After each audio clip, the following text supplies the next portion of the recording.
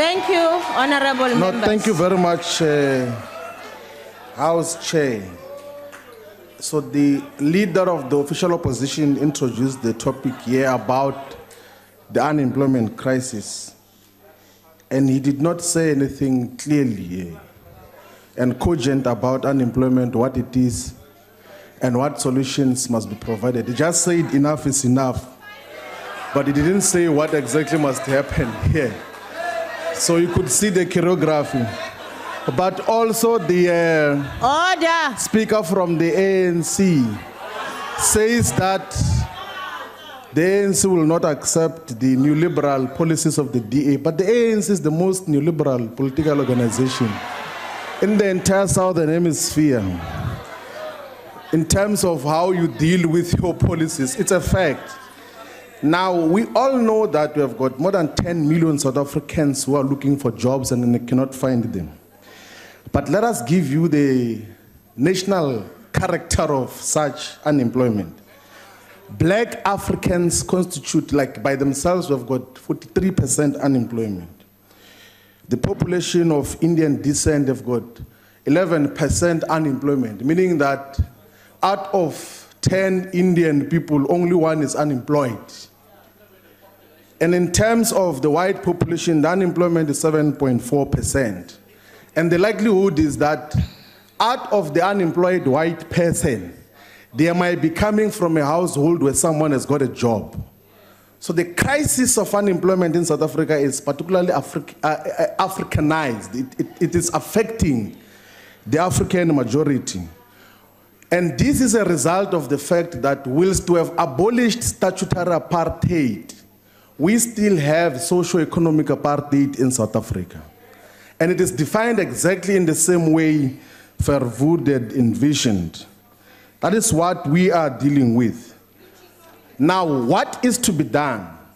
Let us maybe still first deal quickly with the issues that must not be done. One is that we must not adopt the neoliberal pamphlet which was produced by Minister Tito Mboweni last week. It's pure nonsense. It's going to worsen the job crisis. It is not going to even improve economic growth. But two, we must reject the notion that our fellow African brothers and sisters are a cause of the structural unemployment.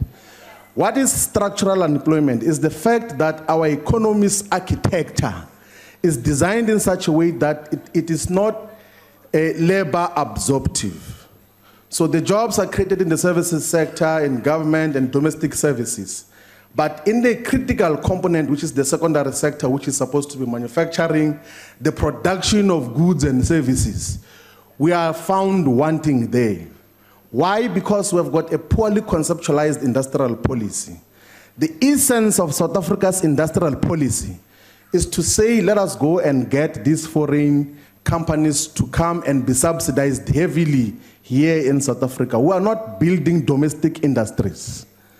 We've got a wrong, decidedly wrong trade policy. It is almost tariff-free to import almost all the daily consumables that we use every day, the daily things that we use every day, including electronics, household electronics, furniture, plastic products, everything else there. If we were producing all of those things ourselves, we're going to provide for jobs. Now, the state has to utilize first its procurement power to drive local industrialization. From as sophisticated things as trucks, trains, cars, the state must build domestic capacity to produce those and first consume them before we throw them into the market for daily users. That is how we should drive industrialization and make sure that everything else that we utilize is domestically produced. The ANC manifesto says that 80% of the goods that the state procures must be produced domestically, but none of you has ever come with a legislative framework that seeks to deal with that question. So you can't deal with unemployment without industrialization. There's no shortcut towards proper development and job creation without industrialization. But also you must create multiple special economic zones. In the process of dealing with the jobs crisis, You must establish special economic zones that are driven by inward industrialization domestically in all parts of South Africa, so that you begin to depopulate Gauteng, the Western Cape, and parts of KwaZulu-Natal. Because the manner in which things are now, more than 90% of money exchanges and movements happens only in 3 areas in South Africa. That is not sustainable. So we need a different architecture of the economy. One thing that you cannot avoid is the fact that we must industrialize. And at the center of industrialization is the return of the land to the ownership of the people as a whole. So when we speak about the land question, it's not only just about agriculture, it's about industrialization as well. Because we must control and own the entire value chain of food production, from the tractors to farming, to processing, to packaging, to exports.